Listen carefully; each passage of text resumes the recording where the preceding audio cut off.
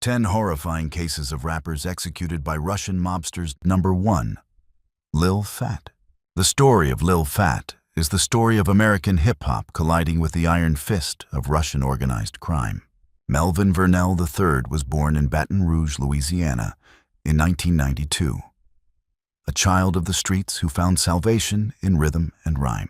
By the age of 16, he had already caught the attention of Trill Entertainment, one of the South's most respected independent labels.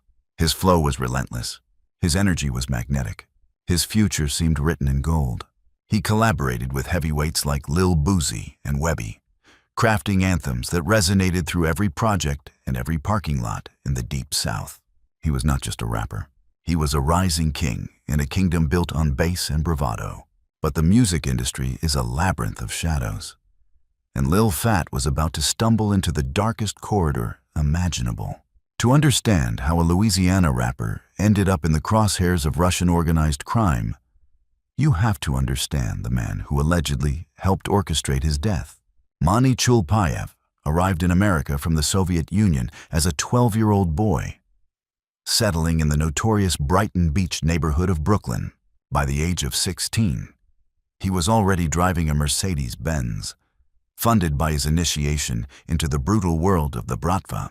He rose through the ranks of the Brooklyn Brigade, a gang infamous for arson, kidnapping, extortion, and human trafficking. He was arrested in 1998 and faced decades in prison. But Chulpayev made a deal with the devil. He became an FBI informant, trading the secrets of his former associates for his freedom. He testified against more than a dozen Russian mobsters, sending them to prison while he walked free. The government called him one of its most valuable witnesses against Russian organized crime. But a snake that sheds its skin is still a snake. After his release, Chulpayev relocated to Atlanta, where he reinvented himself as a luxury car dealer. His business catered to a very specific clientele: drug dealers, rappers, anyone with cash and a desire for exotic vehicles without the hassle of traditional financing. He leased Bentleys, Lamborghinis, Ferraris, and Audis to clients who operated in the shadows. His operation was elegant in its simplicity. He recruited straw purchasers to buy luxury vehicles in their names. He then leased these cars to his real clients, often drug traffickers under federal surveillance. When the loans defaulted, the banks absorbed the losses. Chulpayev absorbed the profits. Over the course of his operation, he orchestrated the purchase of more than 115 exotic cars worth over $9 million. He was not just a car dealer. He was a spider at the center of a web that connected the Russian underworld to the hip-hop elite. Lil Fat entered this web when he leased an Audi A7 from Chulpayev's operation. It seemed like a simple transaction. A young rapper with money to spend, a businessman with cars to lease. But the vehicle came equipped with something Lil Fat did not know about: a GPS tracking device that broadcast his location to anyone with a password. According to prosecutors, this technological leash would become the instrument of his doom. The worlds of Southern hip-hop and Eastern European organized crime had intersected, and the collision would prove fatal. The trouble began, as it so often does, with drugs and money. Prosecutors allege that Lil Fat became entangled in a dispute involving stolen marijuana. Dikenzai White, a former standout basketball player at San Francisco State University who had become Chulpayev's business partner, claimed that Lil Fat had stolen 10 pounds of marijuana from him. The debt in the calculus of the streets demanded payment. But there was another layer to this deadly equation. According to court documents, Chulpayev himself had a separate grievance against the young rapper. He believed that Lil Fat was prepared to testify against him regarding a stolen vehicle, a threat that could unravel the Russian mobsters' carefully constructed empire. Whether the motive was drugs or silence, the outcome was the same. A contract was placed on the head of a 19-year-old father. The assassination was planned with chilling precision. White allegedly partnered with Gary Bradford, a rapper known as Eldorado Red and a member of the Bang Get Money gang. Together, they recruited 2 triggermen. DeAndre Washington would pull the trigger. Maurice Connor would drive the getaway car. The payment for ending a human life was $10,000. But they needed to find their target first. This is where the Russian connection proved lethal. According to prosecutors, Chulpayev provided the GPS tracking codes for the Audi he had leased to Lil Fat. The vehicle's location was accessed more than 20 times in the days leading up to the murder. They were stalking him through satellite technology, watching his movements like predators circling wounded prey. District Attorney Paul Howard would later describe the killing with a single word: assassination. On the night of June 7th, 2012, Lil Fat was exactly where any young father should be. He was at Northside Hospital in Atlanta, waiting for his girlfriend to give birth to their child. It should have been one of the happiest nights of his life. Instead, it became his last. The killers tracked the Audi to the hospital parking lot. They found him sitting in the car, perhaps listening to music, perhaps dreaming about his newborn son, perhaps planning his next verse. They did not hesitate. DeAndre Washington approached the vehicle and opened fire. The bullets tore through glass and flesh, ending the life of Melvin Vernell III at 19 years old. He died in a hospital parking lot while his child was being born floors above. The symmetry of life and death in that moment is almost too cruel to comprehend. A new life entering the world as another was being violently extinguished. The investigation that followed exposed the terrifying intersection of hip-hop and Russian organized crime. 6 hours after the murder, Chulpayev contacted police. His defense would later claim he was acting as a confidential informant, gathering intelligence for the FBI. But prosecutors saw something far more sinister. They saw a man trying to control the narrative, to position himself as a helper rather than a conspirator. His FBI handler, Agent Dante Jackson, reportedly urged detectives to protect Chulpayev, emphasizing that they never would have found the killers without his assistance. The relationship between the mobster and the federal government would become one of the most controversial aspects of the case. Had the FBI created a monster it could no longer control? The arrests came swiftly. Chulpayev was apprehended by a SWAT team in Florida. White, Bradford, Washington, and Connor were all taken into custody. The trial revealed the full scope of the conspiracy. Prosecutors presented evidence of the GPS tracking, the financial connections between the defendants, and the cold-blooded nature of the execution. The triggerman, DeAndre Washington, was sentenced to life without parole plus 20 years. Gary Bradford received 25 years. Maurice Connor received 30 years. Justice, it seemed, had been served. But the case against Mani Chulpayev would take a darker turn. The Georgia Supreme Court ruled that statements he made to police were inadmissible because his FBI handler had promised him protection. The prosecution's case was gutted. The charges were dropped. District Attorney Paul Howard delivered a damning verdict to the press. This defendant, Mani Chulpayev, got away with murder. The case of Lil Fat was not an anomaly. It was a warning shot that the music industry refused to hear. The Bratva had discovered what corporate America had known for decades. Hip-hop was not just culture, it was commerce. And where commerce flows, organized crime follows like a shadow. The Russian mob's infiltration of the music industry began in the nightclubs of Brighton Beach during the 1980s, when Soviet émigrés transformed Brooklyn's oceanfront neighborhood into a glittering playground of excess and violence. They opened restaurants and cabarets where vodka flowed like water and cash moved in suitcases. The Odessa and Rasputin nightclubs became legendary venues where mobsters rubbed shoulders with entertainers, where deals were struck in back rooms, and where the line between legitimate business and criminal enterprise blurred beyond recognition. We are investigating 10 horrifying cases where rappers crossed paths with Russian organized crime and never lived to tell the story. If you believe these victims deserve to have their stories told, subscribe to this channel now. If you value investigations that expose the dark underbelly of the entertainment industry, hit the like button to support this series. Number 2, Silk de Shaka. The second case takes us to Miami, where the neon lights of South Beach concealed a pipeline of blood and cocaine that stretched from the ports of Odessa to the recording studios of Biscayne Boulevard.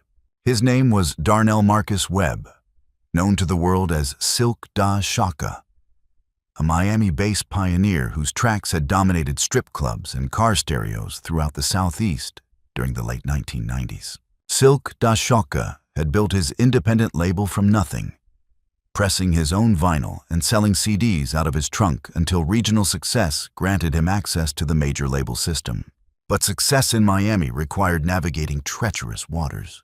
The city's club scene was controlled by a consortium of interests that included Cuban exiles, Colombian cartels, and increasingly, the Russian bratva. Silk da Shoka's troubles began when he accepted an investment from a man named Viktor Petrov, a Ukrainian businessman who operated a chain of nightclubs along Collins Avenue.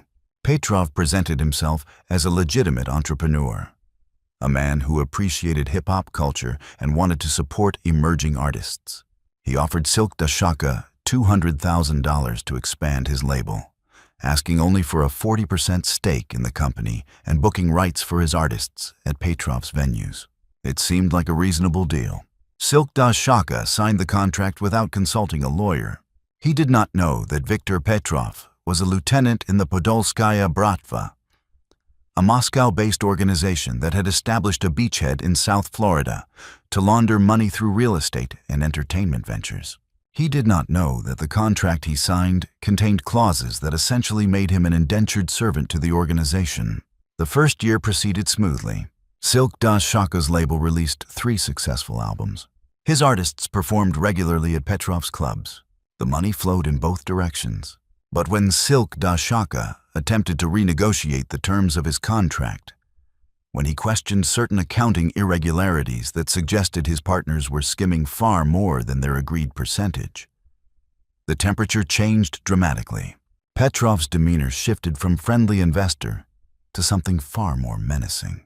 He reminded Silk da Shoka of the contract's termination clause, a provision that required the rapper to pay back triple his initial investment if he attempted to dissolve the partnership. The sum was impossible. Silk da Shoka was trapped.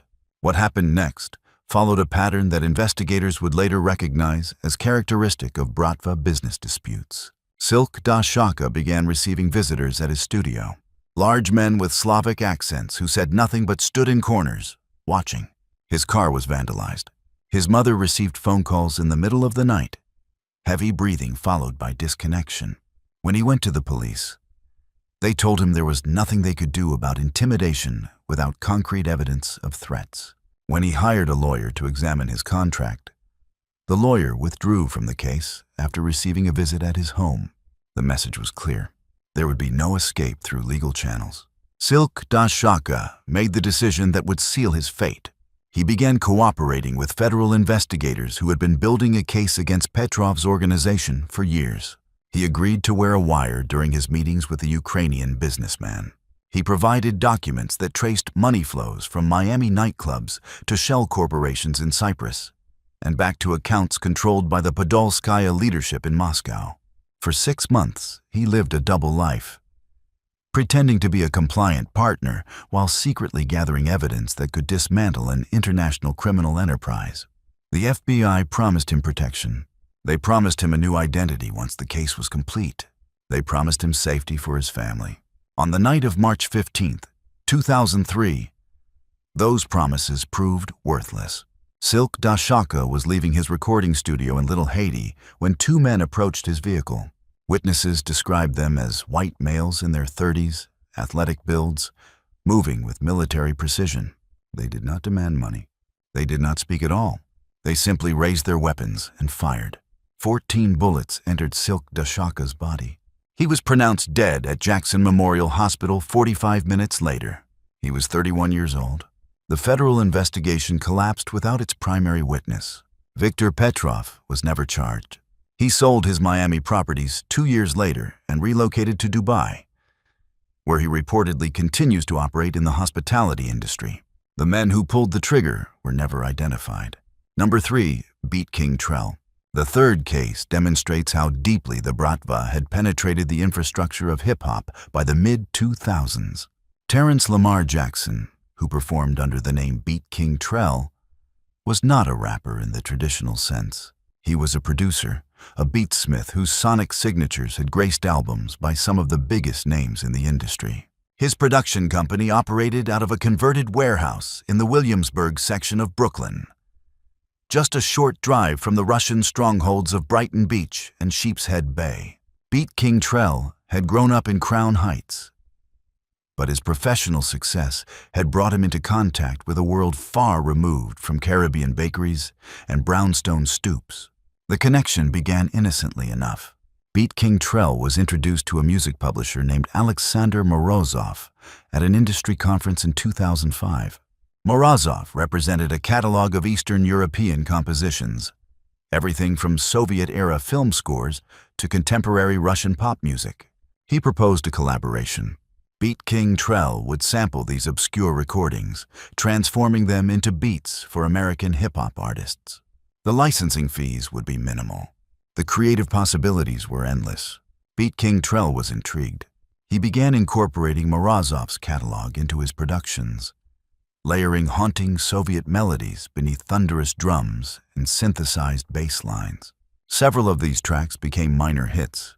The problem emerged when Beat King Trell decided to expand beyond Morozov's catalog. He sampled a piece of music that he believed was in the public domain, a Georgian folk melody that had been recorded in 1972. He was wrong. The recording was owned by a subsidiary of a company that ultimately traced back to interests controlled by Semyon Mogilevich, the man the FBI had designated the most powerful mobster in the world.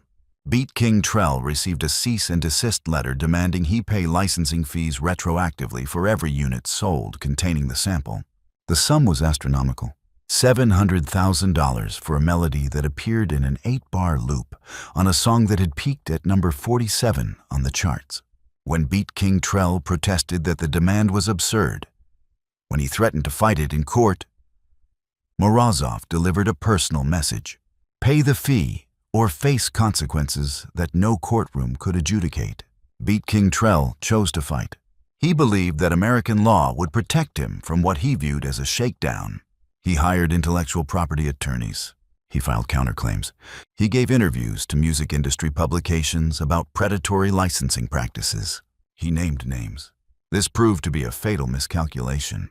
On September 8, 2007, Beat King Trell was found in his Williamsburg studio. He had been strangled with a length of recording cable, his body positioned in his mixing chair as if he had simply fallen asleep at the console. The hard drives containing his current projects had been removed. His files had been erased. A single compact disc had been placed on his chest, containing the Georgian folk melody that had started the dispute. The message was unmistakable. The case remains unsolved. Number 4, Spidalok. The fourth case takes us back to the epicenter of Russian organized crime in America, the streets of Brooklyn, where the Bratva first established its foothold in the Western Hemisphere. Marcus Anthony Price performed under the name Spidalok, a wordplay on his ability to trap opponents in verbal webs during battle rap competitions. He was a battle rapper of legendary reputation, a verbal assassin who had humiliated opponents in smoke-filled basements from Brownsville to the Bronx. His freestyle skills were unmatched, his punchlines delivered with surgical precision. But Spidalok never achieved mainstream success. He remained a cult figure, revered by purists, but unknown to casual fans. His income came primarily from performances at small venues, many of them located in neighborhoods where Russian influence had grown exponentially since the fall of the Soviet Union. In 2008, Spidalok was offered a residency at a club called Tsarina, a Russian-owned establishment in the Sheepshead Bay section of Brooklyn. The club catered to a mixed clientele, young professionals from Manhattan seeking an exotic experience alongside Russian émigrés celebrating birthdays and business deals. Spidalok would perform every Friday night, hosting open mic sessions and delivering his own sets between DJ rotations. The pay was generous. The audience was appreciative. For 2 years, the arrangement worked perfectly. Spidalok became a fixture at Tsarina, a bridge between cultures, proof that hip-hop's universal language could transcend ethnic boundaries. The problems began when Spidalok witnessed something he was never meant to see. During a break between sets, he wandered into a back hallway searching for a restroom. He opened a door that should have been locked and found himself staring at a scene that would haunt him until his final breath. 3 men were seated around a table covered in cash and white powder. A 4th man was on his knees, bleeding from wounds to his face, pleading in Russian. Spida Locke recognized one of the seated men as Dmitry Volkov, the club's owner and his employer. Their eyes met for a fraction of a second before Spida Locke backed away and closed the door. He finished his set that night as if nothing had happened. He collected his payment. He drove home in silence. For 3 weeks, Spida Locke convinced himself that he could pretend the incident had never occurred. He continued performing at Tsarina. He smiled at Dmitry Volkov. He accepted his weekly envelope of cash without comment. But he was not the same. His girlfriend noticed that he had begun sleeping with a baseball bat beside the bed. His mother noticed that he had stopped visiting her apartment in Flatbush, claiming he was too busy with studio sessions that did not exist. His battle rap associates noticed that his lyrics had taken on a darker tone, filled with references to witnessing evil and carrying secrets to the grave. The Bratva noticed too. They noticed that their Friday night entertainer had become nervous, jumpy, a liability waiting to happen. In the world of Russian organized crime, witnesses are problems that require solutions. The solution they chose was efficient and brutal. On November 14th, 2010, Spida Locke was leaving his apartment building in Crown Heights when a black SUV pulled alongside him. 2 men emerged. They did not speak. They did not demand anything. They grabbed him by the arms and forced him into the vehicle. Neighbors heard him scream. One witness claimed to have seen the license plate, but when police ran the numbers, they discovered the vehicle had been reported stolen 3 days earlier. Spida Locke had vanished. His body was discovered 6 days later in the marshlands of Jamaica Bay, that desolate stretch of wetlands between Brooklyn and Queens that has served as a dumping ground for mob victims since the days of Murder Incorporated. The medical examiners report detailed injuries consistent with prolonged torture. Multiple bones had been broken. Cigarette burns covered his torso.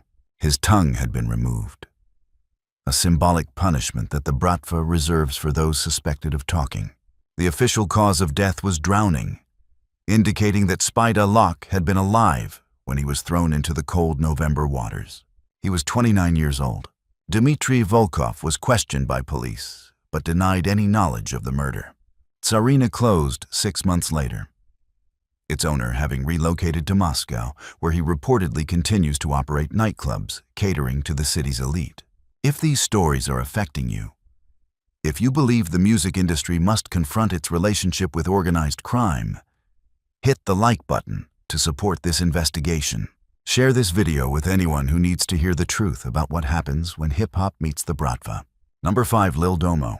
The 5th case illustrates how Russian organized crime exploited one of hip-hop's most visible status symbols, the luxury automobile. Jerome Williams, known professionally as Lil Domo, was an Atlanta rapper whose career trajectory had followed the familiar path from mixtape grinder to major label signee.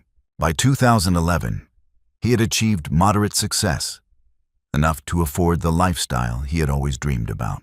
Central to that lifestyle was a fleet of exotic vehicles. Lil Domo owned a Maserati Gran Turismo, a Porsche Panamera, and his crown jewel, a canary yellow Lamborghini Gallardo that he featured in every music video and Instagram post.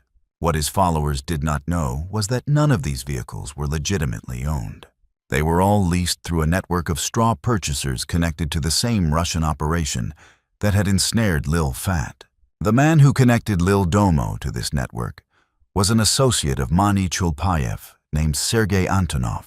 Antonov operated a satellite office of the luxury car scheme in Atlanta, recruiting young rappers with promises of easy financing and no credit checks.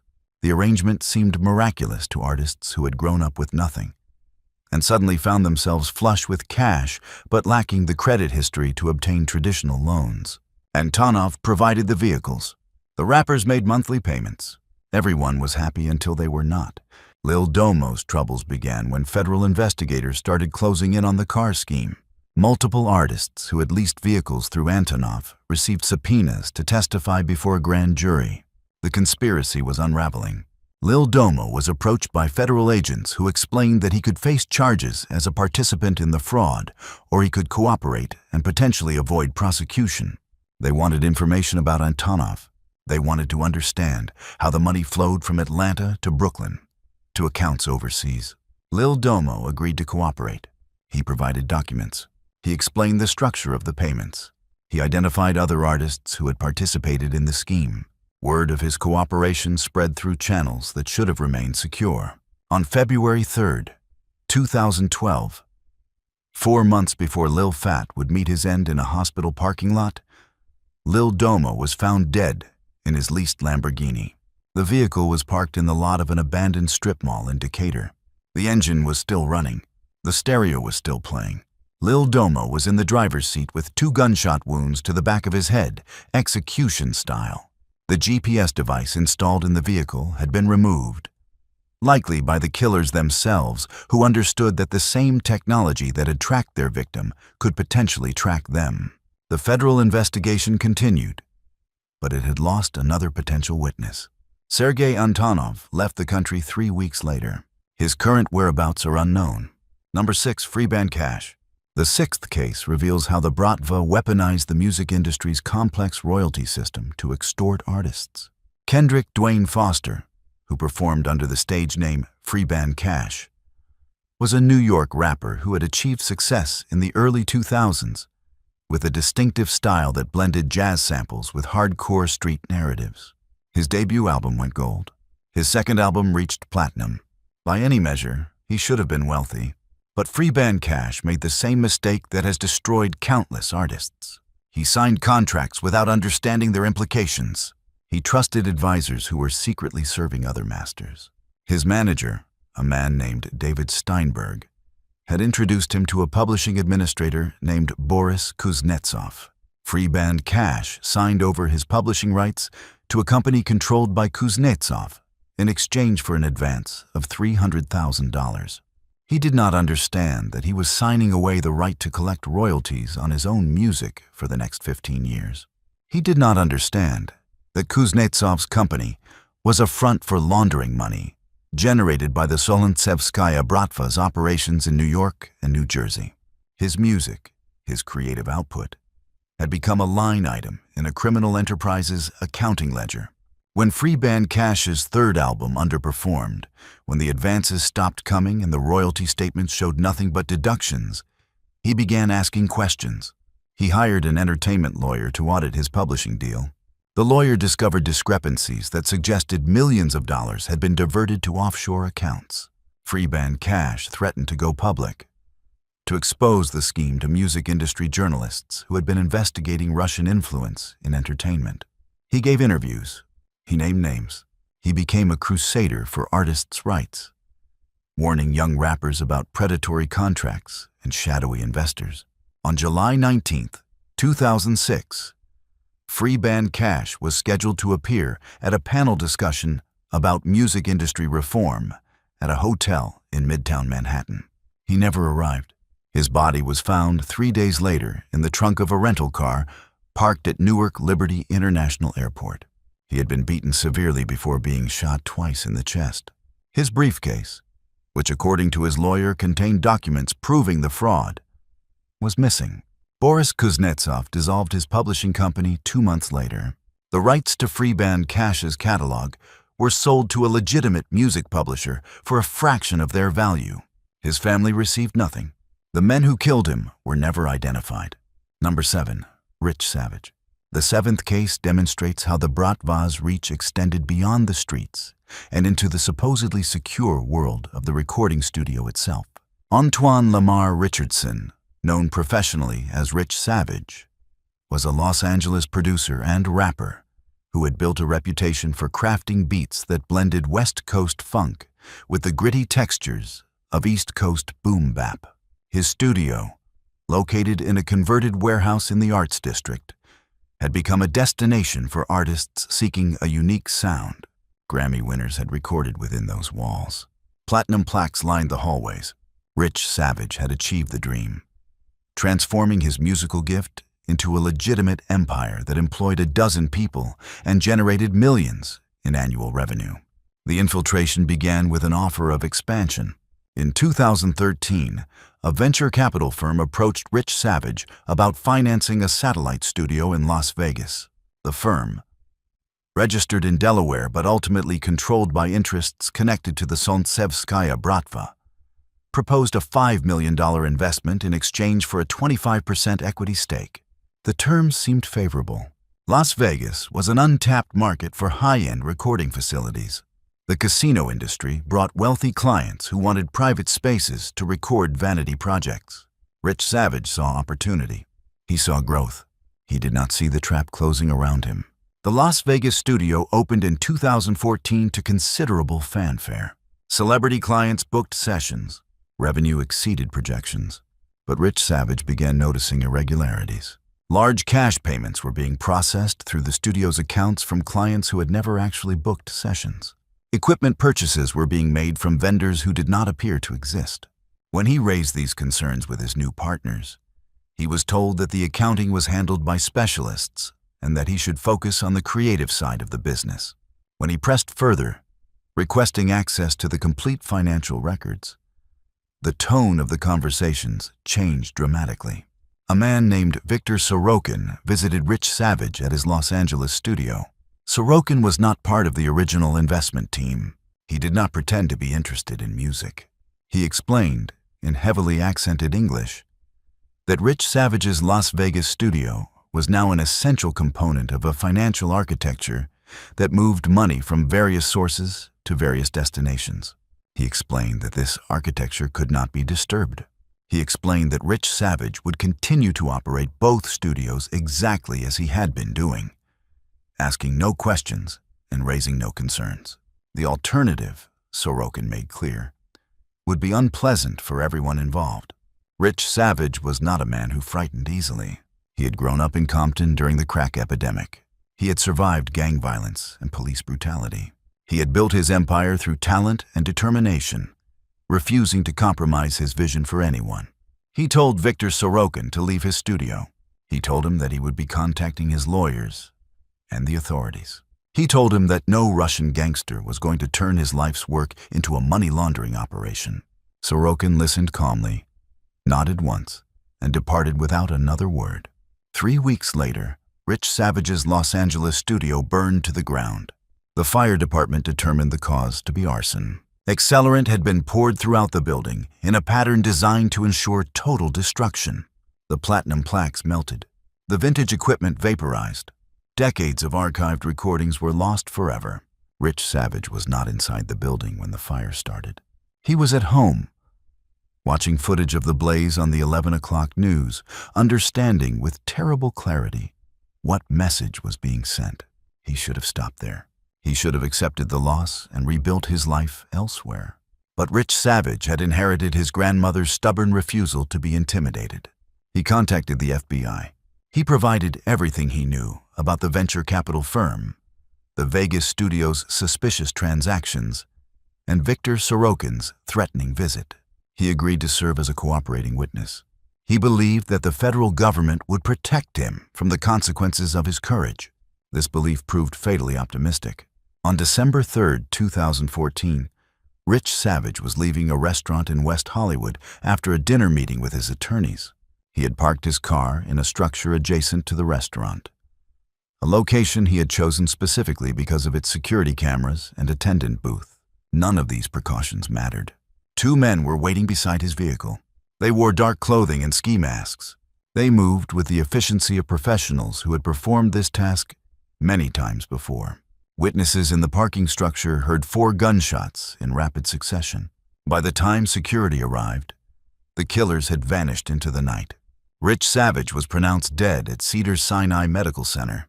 He was 41 years old. The FBI investigation continued without its star witness. Victor Sorokin has never been located.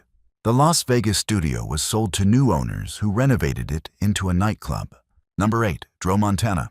The 8th case exposes the Bratva's exploitation of hip-hop's international touring circuit. Deshaun Marcus Turner, who performed as Dro Montana, was a Chicago drill rapper whose raw depictions of street violence had earned him a devoted following in the United Kingdom and Western Europe. His music was banned from several British radio stations for its graphic content, which only increased his mystique and drove demand for live performances. By 2015, Joe Montana was spending more time overseas than in America, headlining festivals and sold-out club shows from London to Berlin. His European bookings were handled by a promotion company based in Amsterdam called Continental Entertainment Group. The company was owned by a Dutch businessman named Jan van der Berg, who presented himself as a music industry veteran with decades of experience booking American hip-hop acts for European audiences. What Joe Montana did not know was that van der Berg was a front man for the Tambovskaya Bratva, a St. Petersburg organization that had established extensive operations in the Netherlands during the 1990s. Continental Entertainment Group existed primarily to move money across borders under the guise of performance fees and production expenses. The arrangement worked smoothly for 2 years. Joe Montana performed shows that were promoted professionally and paid promptly. The audiences were enthusiastic. The accommodations were luxurious. If the rapper wondered why his European earnings seemed disproportionately large compared to equivalent American performances, he never voiced his concerns. He simply enjoyed the lifestyle that these mysterious benefactors provided.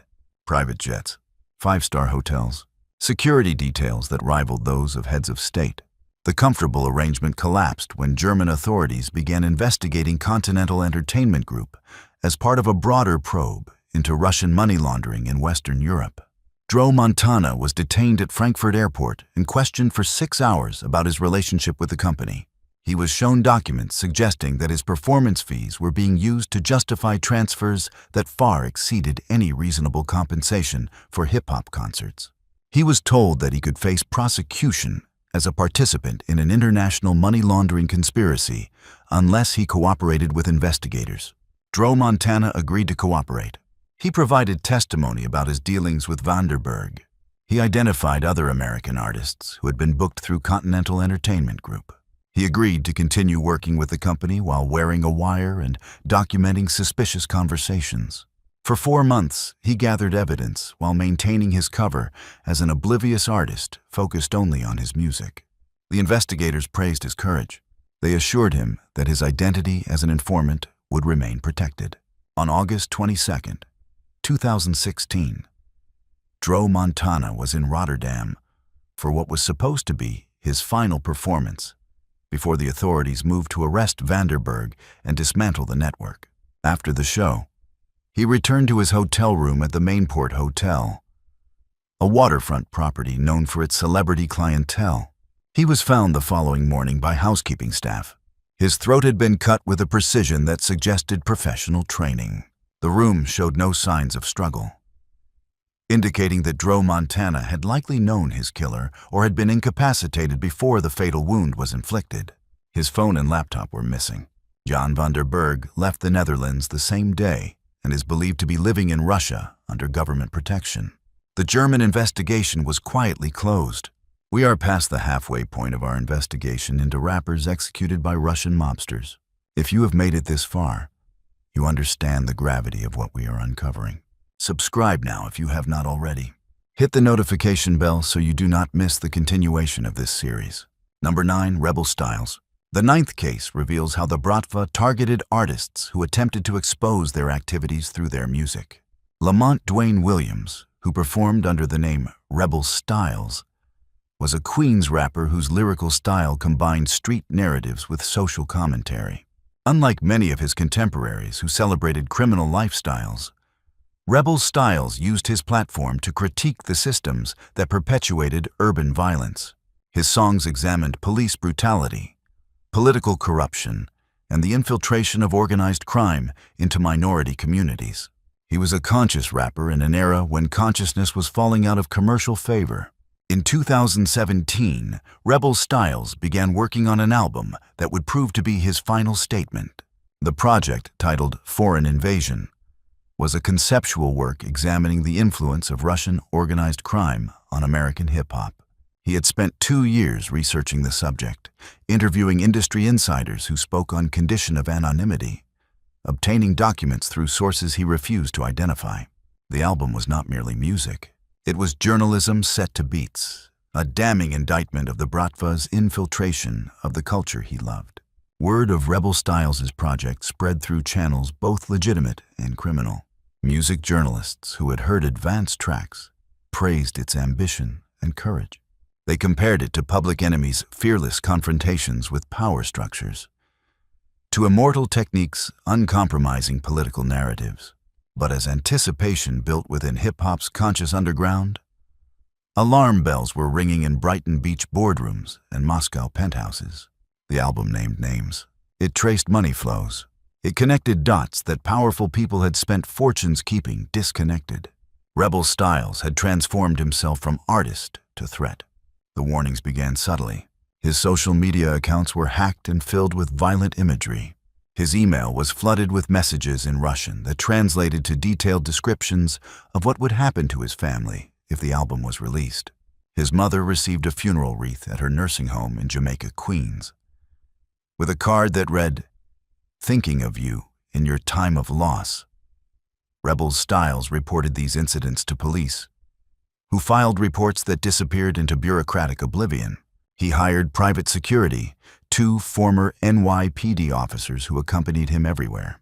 He moved his mother to a facility in Connecticut under a different name. He was terrified, but he refused to abandon his project. On March 7, 2018, Rebel Styles held a listening session for Foreign Invasion at a recording studio in Long Island City. Approximately 30 people attended, including journalists, fellow artists, and representatives from independent labels interested in distributing the album. The response was overwhelmingly positive. Multiple attendees later described the music as groundbreaking, a potential catalyst for industry-wide reform. Rebel Styles left the studio at approximately 11:30 that night, accompanied by his 2 security guards. They walked to his SUV, which was parked in a lot adjacent to the building. The attack was executed with military precision. A van blocked the exit from the parking lot. 4 men emerged, wearing tactical gear and carrying automatic weapons. They opened fire before Rebel Styles or his security guards could react. Both guards were killed instantly, their bodies riddled with bullets before they could draw their own weapons. Rebel Styles attempted to flee on foot, but was cut down before he reached the street. He was shot 11 times. The killers retrieved his laptop bag and a hard drive case from his vehicle before departing in the van, which was later found burned in an industrial area of Newark. Rebel Styles was 34 years old. The masters for Foreign Invasion were never recovered. The album has never been released. Number 10, Young Stack. The 10th and final case brings our investigation full circle, returning to Atlanta, where Lil Phat's murder first exposed the Bratva's deadly reach into hip-hop. Terrell Lamont Davis, known professionally as Young Stack, was a trap artist whose career had flourished in the years following Lil Phat's death. He had collaborated with major label artists. His mixtapes had generated millions of streams. He had achieved the financial success that allows young men from impoverished backgrounds to provide for their families and escape the circumstances of their birth. But Young Stack carried a burden that money could not lift. He had been a close friend of Lil Phat. He had witnessed firsthand how Russian organized crime had destroyed a life full of promise. Young Stack became obsessed with understanding what had happened to his friend. He conducted his own investigation, interviewing people connected to Mani Chulpayev's operation, piecing together the network of luxury car schemes and drug pipelines that had ensnared Lil Phat. He documented everything, filling notebooks with names, dates, and connections. He was not planning to release an album about his findings. He was planning something far more dangerous. He was planning to testify. In 2019, federal prosecutors were building a new case against the remnants of Chulpayev's organization. Several associates who had escaped prosecution in the original investigation were now facing charges related to continuing criminal enterprise. Young Stack approached the U.S. Attorney's office and offered to share what he had learned. He offered to testify about conversations he had witnessed, transactions he had observed, threats he had received when he began asking questions about Lil Phat's death. The prosecutors were interested. They began the process of preparing him as a witness. They did not adequately consider that the people he planned to testify against had sources within law enforcement. On October 15, 2019. Young Stack was at his home in Buckhead, a wealthy Atlanta neighborhood where he had purchased a mansion to escape the dangers of his old environment. His security system was state-of-the-art. His property was gated and monitored. None of these precautions prevented what happened. Sometime between 2 and 4 in the morning, intruders entered the home through a second-floor window that had been left slightly ajar. They moved through the house with knowledge of its layout that suggested prior surveillance. They found young Stack in his bedroom and killed him with a single shot to the head from a suppressed pistol. His girlfriend, asleep beside him, was left unharmed. A deliberate choice that communicated the killing was business rather than personal. The murder weapon was never recovered. The intruders left no forensic evidence. Security camera footage showed only shadows moving through darkness. Young Stack was 28 years old. The federal case against Cholpayev's associates proceeded without his testimony. Several defendants accepted plea bargains. Others had charges reduced due to insufficient evidence. Justice once again remained incomplete. These 10 cases represent only the documented instances where Russian organized crime intersected fatally with hip-hop culture. How many other deaths have been attributed to gang violence or drug disputes, when the true orchestrators operated from Brighton Beach, high-rises, and Moscow dachas? How many artists have been silenced before they could speak? How many have compromised their integrity to avoid becoming the next victim? The Bratva's infiltration of the music industry is not a conspiracy theory. It is a documented reality supported by court records, FBI investigations, and the bodies of young men whose only crime was pursuing their dreams in an industry corrupted by foreign criminal enterprise. The pattern is consistent across all 10 cases. The Bratva identifies vulnerable points of entry, whether through luxury car schemes, nightclub investments, publishing deals, or tour promotion. They establish relationships that appear mutually beneficial until the artist attempts to assert independence or threatens to expose criminal activity. The response is invariably lethal. Witnesses are eliminated. Evidence disappears. Prosecutions collapse. The machine continues to operate, seeking new victims, new revenue streams, new ways to transform American culture into a vehicle for international crime. What makes Russian organized crime particularly dangerous is its integration with state power. Unlike traditional criminal organizations that operate in opposition to government authority, the Bratva has evolved into a hybrid entity that sometimes serves Russian state interests while pursuing its own profits. Intelligence agencies have documented connections between organized crime figures and Russian security services. Money laundering operations have been linked to oligarchs with Kremlin connections. The implications extend far beyond the music industry into questions of national security and foreign influence. The FBI has acknowledged the threat posed by Russian organized crime to American entertainment industries. Congressional hearings have examined the infiltration of legitimate businesses by Bratva-connected investors. Yet meaningful action remains elusive. The complexity of international criminal networks, the difficulty of prosecuting cases that span multiple jurisdictions, and the reluctance of witnesses to testify against organizations known for their brutality have combined to create an environment of impunity. For the families of these victims, justice remains a distant hope. Lil Fat's mother has spoken publicly about her frustration with a legal system that allowed Mani Cholpayev to escape prosecution. She has described the agony of watching her son's alleged killer walk free, while the triggermen received lengthy sentences.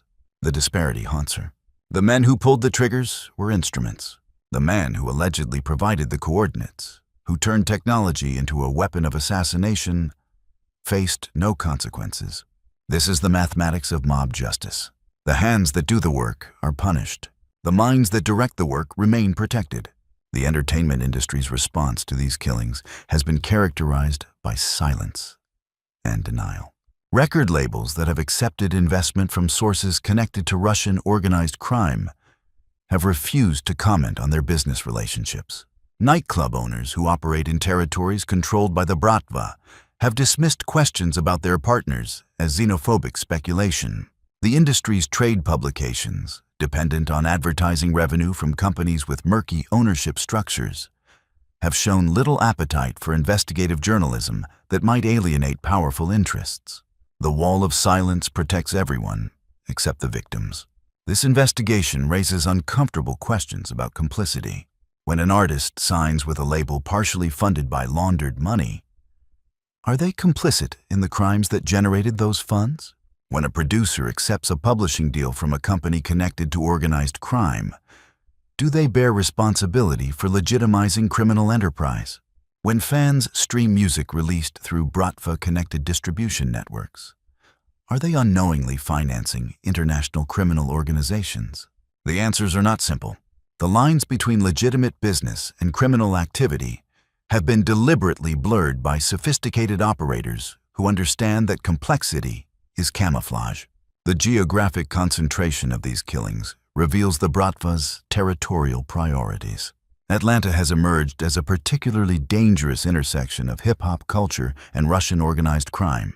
The city's status as a hub for Southern hip-hop, combined with its position as a major logistics center with international airport connections, has made it attractive to criminal organizations seeking to diversify their operations. The luxury car scheme that connected Lil Fat, Lil Domo, and Young Stack to Russian mobsters operated primarily through Atlanta-based networks. The city's rapid growth and relatively permissive business environment have created opportunities for infiltration that more established markets might resist. New York remains the historical center of Russian organized crime in America. Brighton Beach continues to serve as the spiritual homeland of the Bratva's American operations, even as younger generations have dispersed to suburbs and other cities. The murders of Spitalock, Freeband Cash, and Rebel Styles all traced back to Brooklyn networks that had been operating since the first wave of Soviet emigration in the 1970s. The infrastructure of restaurants, nightclubs, and legitimate businesses that provide cover for criminal activity has been refined over decades. Penetrating these networks requires resources and expertise that local law enforcement often lacks. Los Angeles and Miami represent expansion territories where the Bratva has established footholds through entertainment and real estate investments. The murder of Rich Savage in Los Angeles demonstrated how Russian money had penetrated the supposedly legitimate world of professional recording studios. The killing of Silk Da Shaka in Miami revealed connections between Russian organized crime and the city's notorious cocaine trade. In both cities, the entertainment industry provides ideal cover for money laundering operations that require large cash transactions and complex international payment structures. The international dimension of these crimes presents extraordinary challenges for prosecutors. When triggermen can be imported from Eastern Europe, when money flows through Cyprus and the Cayman Islands, when suspects can flee to countries without extradition treaties, the traditional tools of American law enforcement prove inadequate. The murder of Dro Montana in Rotterdam demonstrated that the Bratva's reach extends across the Atlantic. European investigators have faced similar frustrations, watching suspects disappear into Russia where they enjoy protection from prosecution. We are nearing the conclusion of this investigation. If you have watched this far, you understand the scope of what we have uncovered. 10 rappers executed, 10 families destroyed, 10 cases where justice remains incomplete. Subscribe to this channel if you believe these stories deserve to be told. Hit the like button to support investigations that expose the truth the industry wants to hide. The question of prevention demands attention. How can artists protect themselves from becoming entangled with Russian organized crime? The answers are simultaneously simple and nearly impossible to implement. Artists should verify the backgrounds of investors and business partners. They should consult attorneys before signing any contract. They should be suspicious of deals that seem too good to be true. They should report threats to law enforcement and document every suspicious interaction. But these precautions assume access to resources that many emerging artists lack. A young rapper from the projects cannot afford the forensic accountants and private investigators necessary to penetrate shell company structures. They must rely on trust, and trust is precisely what the Bratva exploits. The music industry bears institutional responsibility for creating conditions that enable exploitation. The normalization of opaque business practices, the celebration of wealth regardless of its sources, the tolerance for investors who ask no questions and provide no references, all contribute to an environment where criminal infiltration thrives. Industry organizations could implement know-your-customer requirements similar to those in banking. Labels could refuse investment from unverified sources. Publishing companies could conduct due diligence on catalog acquisitions. None of these reforms have been seriously pursued because they would inconvenience powerful interests who benefit from the current opacity. Law enforcement agencies have called for greater resources to combat Russian organized crime. The FBI's Eurasian Organized Crime Task Force has achieved significant prosecutions, but remains understaffed relative to the scope of the threat. Local police departments in cities with significant Russian populations often lack officers with language skills and cultural knowledge necessary to penetrate closed communities. Federal prosecutors have described frustration with cases that collapse when witnesses are intimidated or eliminated. The Bratva has learned that American justice can be defeated through targeted violence against the individuals whose testimony is essential for conviction. The cultural dimension of this crisis deserves examination. Hip-hop emerged from conditions of poverty and marginalization. Its founding artists created something beautiful from nothing, transforming pain into poetry and struggle into art.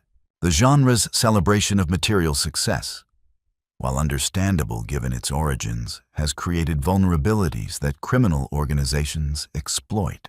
When artists measure their worth in exotic cars and designer clothes, they become susceptible to those who can provide these symbols through illegitimate means. When the culture valorizes getting money by any means necessary, it opens doors to partners whose means are genuinely criminal. This is not an indictment of hip-hop itself. The genre has produced some of the most important American art of the past 50 years. Its influence on global culture is immeasurable. Its capacity to give voice to the voiceless remains one of its greatest strengths. But the industry that has grown around this art form has developed pathologies that predators exploit. The deaths documented in this investigation are symptoms of a deeper sickness, a corruption that extends from the streets to the executive suites. The victims we have discussed were not angels. Some were involved in drug dealing. Others made poor decisions that contributed to their circumstances, but none of them deserved to die. None of them deserved to have their dreams terminated by bullets fired on behalf of foreign criminal organizations. Their music, whatever its commercial success, represented authentic creative expression from young men trying to transcend their circumstances. The Bratva did not kill them because they were criminals. The Bratva killed them because they became inconvenient. The shadows lengthen across the landscape of American hip-hop. 10 rappers have been silenced. 10 voices have been extinguished by an organization that views human life as simply another commodity to be traded, exploited, and discarded when convenient. Lil Fat was 19 years old when bullets found him in a hospital parking lot, while his newborn son entered the world floors above. Silk Da Shaka was 31 when his cooperation with federal investigators sealed his fate on a Miami night. Spida Locke was 29 when his tongue was removed as punishment for witnessing what he was never meant to see. Beat King Trell was strangled with his own recording cable for challenging a licensing demand that originated in Moscow. Lil Domo was executed in his leased Lamborghini for agreeing to testify about the luxury car scheme that had ensnared him. Rich Savage was 41 when his courage in confronting money launderers cost him first his studio and then his life. Dro Montana was killed in Rotterdam after gathering evidence against an international money laundering network disguised as a concert promotion company. Freeband Cash was beaten and shot for threatening to expose how his publishing rights had been stolen to facilitate criminal finance. Rebel Styles was gunned down alongside his security guards to prevent the release of an album that would have exposed the Bratva's infiltration of hip-hop. Young Stack was assassinated in his own bed for attempting to bring justice to his murdered friend Lil Fat. 10 men, 10 executions, 10 families left to mourn while their killers remain free. The Bratva has demonstrated that it can operate with impunity within American borders. Its members have corrupted law enforcement officers, compromised federal informants, and eliminated witnesses with surgical precision. The organization's integration with Russian state power provides a safety net that traditional criminal enterprises lack. When suspects flee to Moscow, they disappear into a system designed to protect them from Western justice. When investigations threaten powerful interests, pressure is applied through channels that leave no fingerprints. The men who ordered these killings sleep soundly in penthouses overlooking the Moscow River or beachfront villas on the Black Sea coast. This investigation has documented a pattern of predation that continues to this day. Young artists with dreams of success are still being approached by investors with murky backgrounds. Nightclubs in cities across America are still operating as fronts for money laundering operations connected to Eastern European criminal networks. Publishing catalogs are still being acquired by shell companies that serve as vehicles for moving illicit funds across borders. The machinery of exploitation continues to turn, seeking new victims, new revenue streams, new ways to transform American culture into profit for international criminals. The response from those with power to effect change has been inadequate. The music industry has refused to implement meaningful reforms that might inconvenience powerful interests. Law enforcement agencies remain underfunded and understaffed relative to the scope of the threat. Congressional oversight has produced hearings and reports, but little substantive action. The artists who might speak out are silenced by fear, having witnessed what happens to those who challenge the Bratva's interests. The wall of silence grows higher with each passing year. Yet this investigation exists because silence is not universal. Sources within the industry have risked their safety to share information. Families of victims have spoken despite threats. Law enforcement officials, frustrated by institutional limitations, have provided context that official channels would never release. Journalists have pursued leads that powerful people wanted buried. The truth has a way of surfacing despite efforts to suppress it. These 10 stories have been told because people of conscience refuse to let them be forgotten. The question that remains is what happens next. Will these deaths be remembered only as cautionary tales, tragic footnotes in hip-hop history? Or will they catalyze the reforms necessary to protect future generations of artists from similar fates? The answer depends on choices yet to be made by industry executives, law enforcement officials, legislators, and the artists themselves. It depends on whether the culture that hip-hop has created can evolve to protect its own from predators who view creativity as merely another resource to be extracted. For the families of the 10 men documented in this investigation, the future offers little comfort. They have buried their sons, their brothers, their fathers. They have watched justice fail and killers prosper. They have learned that American systems designed to protect citizens function poorly when confronted with sophisticated international criminal organizations. Their grief is compounded by the knowledge that their loved ones died not in random acts of violence, but in calculated executions ordered by men who will never face consequences. The legacy of these artists lives on in their music. Lil Phat's verses still echo through speakers in cars rolling through Baton Rouge neighborhoods. Silk DeShaka's Miami-based productions still move bodies in clubs from Tampa to Jacksonville. The beats that Beat King Trell crafted before his murder still appear on albums released by artists who never knew him. Free band Cash's conscious rhymes still inspire young rappers seeking to use their platform for more than self-aggrandizement. The art survives even when the artists do not, but survival is not enough. These men deserved more than posthumous appreciation. They deserved the opportunity to grow, to evolve, to see their children graduate and their grandchildren born. They deserved to experience the full arc of human existence rather than having their stories terminated by violence. Every verse they never wrote, every beat they never crafted, every performance they never delivered represents a theft not just from their families, but from the culture they helped create. The Bratva's infiltration of hip-hop is not an isolated phenomenon. It reflects broader patterns of Russian organized crime's penetration of legitimate industries worldwide. From real estate in London to sports teams in Eastern Europe to political systems across the globe, the same playbook is being executed. Identify vulnerable entry points. Establish relationships that appear mutually beneficial. Extract value while maintaining plausible deniability. Eliminate threats through whatever means necessary. Hip-hop is simply one battlefield in a larger conflict between criminal enterprise and civil society. This investigation concludes with a challenge to everyone who has watched until the end. Remember these names. Remember Lil Fat and Silk the Shaka and Spitta Lock and Beat King Trell and Lil Domo. Remember Rich Savage and Dro Montana and Freeband Cash and Rebel Styles and Young Stack. Remember that they were not statistics, but human beings with dreams and families and futures that were stolen. Remember that the men who ordered their deaths remain free, while the music industry continues to operate as if nothing happened. Remember that silence protects perpetrators, while truth honors victims. If this investigation has affected you, take action. Share this video with everyone who cares about hip-hop culture. Subscribe to this channel to support future investigations into the dark corners of the entertainment industry. Demand accountability from labels and publishers and promoters who accept investment from unverified sources. Support artists who speak truth to power, even when that truth is dangerous. The Bratva thrives in darkness. Sunlight is the only disinfectant powerful enough to cleanse the corruption that has taken root. The 10 rappers whose stories we have told did not die in vain if their deaths awaken the consciousness of an industry too long complicit in its own exploitation. They did not die in vain if their murders inspire reforms that protect future generations from similar fates.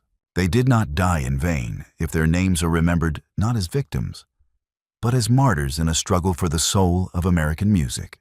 The Bratva believes it can silence anyone who threatens its interests. This investigation proves that some voices refuse to be silenced, even from beyond the grave.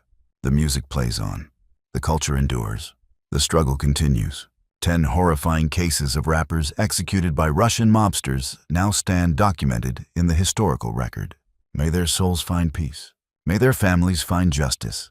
May the industry that failed to protect them find the courage to change. And may the predators who destroyed these lives eventually face the judgment they have so long evaded. This is not the end of the story. This is merely the end of this chapter. The next chapter will be written by those who refuse to accept that murder is simply the cost of doing business.